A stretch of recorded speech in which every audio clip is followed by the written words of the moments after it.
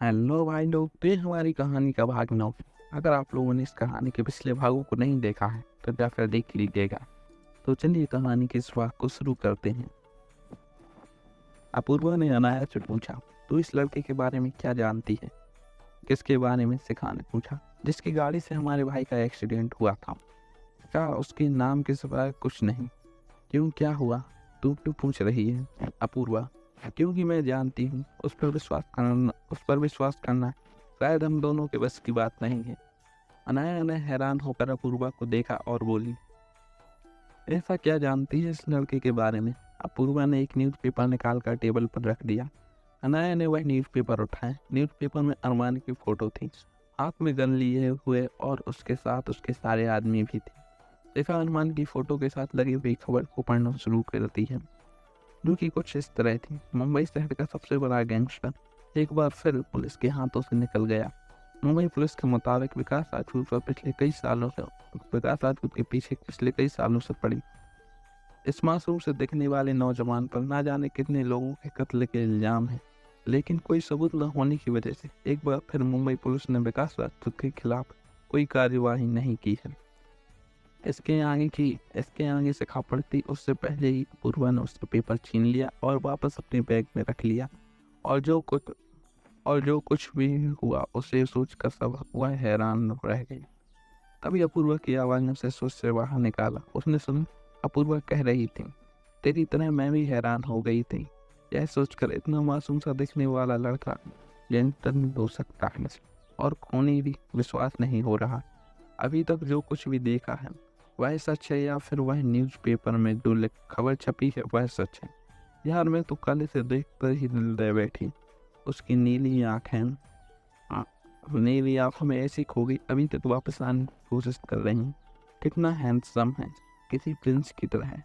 और वह जिस तरीके से सब कुछ कर रहा है, और हमारे साथ जिस तरह से बर्ताव वो हमारे साथ कर रहा है, उससे कभी नहीं लगता कि वह मुंबई का सबसे बड़ा गैंगस्टर हो सकता है। तुझे इस बारे में क्या लगता है? ये बोलकर अपूर्वा ने अनाया की तरफ देखा। वो बिल्कुल शांत बैठी, किन्हीं ख्यालों में गुम थी। यह सब देखकर अपूर्वा ने शिखा के कंधे को पकड़कर हिलाया और बोली, तू कहाँ खो गई? कुछ बोला है मैंने? शिखा, हाँ मैं सब सुन रही हूँ, लेकिन ऐसे कैसे किसी की बात पर विश्वास कर लें हम? समझ नहीं आ रहा। अपूर्वा बैग उठाते हुए, हाँ यार, विश्वास तो मुझे भी नहीं हो रहा, लेकिन याद रख, धुआं वही होता है जहाँ आग लगी हो। तू अपना ध्यान रखियो और उस लड़के से दूर रही। मैं ऑफिस जा रही हूँ, बॉस को सारी सिचुएशन बता दूंगी।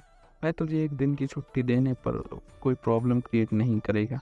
तो वह टेक केयर, यह कहकर वह अपनी उस कमरे से बाहर निकल कर अपने ऑफिस की तरफ चली गई। अनाया आशीष के साथ उसी कमरे में बैठी हुई अभी तभी उसने देखा, अरमान कुछ डॉक्टर्स की टीम को लेकर कमरे में आता है। डॉक्टर अमित का चेकअप करते हैं। अरमान उनसे दूर खड़ा होकर यह सब देख रहा होता है, और शायद आज के बाद तुम्हें कभी ना देख पाऊँ, और शायद मिलना भी ना हो। यही कुछ लम्हे बचे हैं मेरे पास। अनाया, मैं तुम्हें जी भर कर देखना चाहता हूँ। काश मैं इस वक्त को यहीं रोक दूँ। इन लम्हों में पूरी दुनिया बसा लूँ। मेरी पूरी दुनिया बसी है, पर अफसोस तुम्हें तो कुछ पता ही नहीं। मेरी फीलिंग्स के बारे में कभी बता पाऊंगा या नहीं? तुम्हारे साथ बिताया हर एक मिनट मेरे लिए किसी सपने से कम नहीं। काश मैं इस कदर मजबूर ना होता कि तुम्हारी तरह नॉर्मल लाइफ जी रहा होता, तो जरूर तुम्हें अपने दिल की बात बताता और अपनी पूरी जिंदगी तुम्हारे साथ बिता देता। Mister Vikas, can you hear me? ये डॉक्टर की आवाज़ थी। अरमान अपनी सोच से बाहर आया और डॉक्टर से बोला, यस डॉक्टर। डॉक्टर ने बोलना शुरू किया, मिस्टर मलिक, आप पेशेंट को शाम तक घर ले जा सकते हैं। It's fine now. आप मेरे साथ आकर कुछ फॉर्मेलिटीज पूरा कर दीजिए। कम विथ मी, यह कहकर डॉक्टर की टीम वहाँ से चली गई। अरमान ने अनाया को देखा, वह सोच में डूबी हुई थी। अरमान ने अनाया को आवाज़ लगाई, शिखा, मैं अभी अपनी सोच में डूबी हुई थी। अरमान अनाया के सामने खड़ा हो गया और बोला, तुम ठीक हो? शिखा ने अपने सामने अरमान को इस तरह खड़ा देखकर घबरा गई। अरमान अनाया से बोला, मैं नीचे जा रहा हूँ कुछ फॉर्मेलिटीज पूरी करने, तुम अमित के साथ यहीं रहो और आशीष को घर ले जाने की तैयारी कर। यह बोलकर अरमान कमरे से बाहर निकला तो शिखा को सोते हुए सोफे से उठकर कमरे के से भागती हुई बाहर आई और अरमान से टकरा गई। अरमान और अनाया उस कमरे के बाहर कॉरिडोर पर एक दूसरे के ऊपर गिरे हुए थे। शिखा अरमान के ऊपर थी और उसका हाथ अरमान के सीने पर। अरमान का दिल तेजी से धड़क रहा था। शिखा अरमान को अपनी बड़ी बड़ी आंखों से देख रही थी।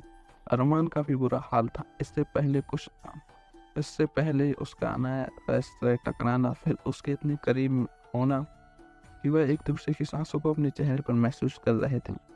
अरमान ने अपना हाथ शिखा के ऊपर रखा जो कि शिखा उसके सीने पर शिखा का हाथ उसके सीने पर था। अरमान अपनी नीली आंखों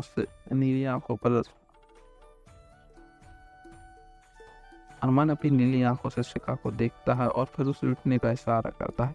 शिखा भी अभी उसके इशारे को नहीं समझ पाई।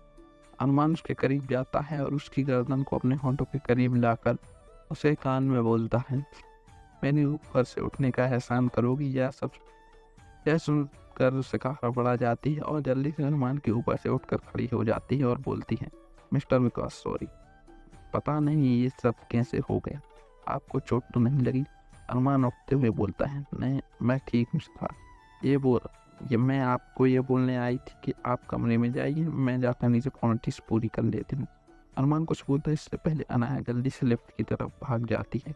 यह देखकर अरमान थोड़ा हैरान हो जाता है और वापस अमित के कमरे में आकर उसके पास बैठ जाता है। अमित तब सोकर उठ चुका था। अरमान और आशीष सब बात करने लगे। थोड़ी देर बाद जब अनाया कमरे में आई तो उसने देखा आशीष और अरमान आपस में बात कर रहे हैं और हंस रहे थे। शिखा ये सब देखकर दरवाजे पर ही खड़ी हो गई और सोचने लगी, ये लड़का कौन और क्या है?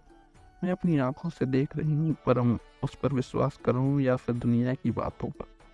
अगर आज की न्यूज़पेपर में जो बातें लिखी हैं उस पर 1% भी सच्चाई है तो मुझे इस लड़के से दूर रहना होगा।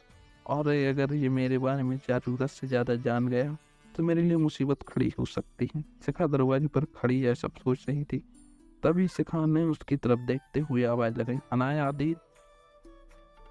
दी, आप बाहर क्यों खड़ी हैं? आशीष शिखा को अनाया दी कहता था। कुछ नहीं, बस ऐसे ही बोलते हुए अनाया अंदर आ गई और सोफे पर बैठ गई। उसके आते ही अरमान उस कमरे से निकल गया और कॉरिडोर में जाकर अपने फ़ोन पर बात करने लगा। थोड़ी देर बाद शाम हो चुकी थी। डॉक्टर आए और उन्हें डिस्चार्ज करने के लिए कहा। ये सुनकर अनाया बहुत खुश हुई। जल्दी से उसने सारा पेपर वर्क ख़त्म किया और अमित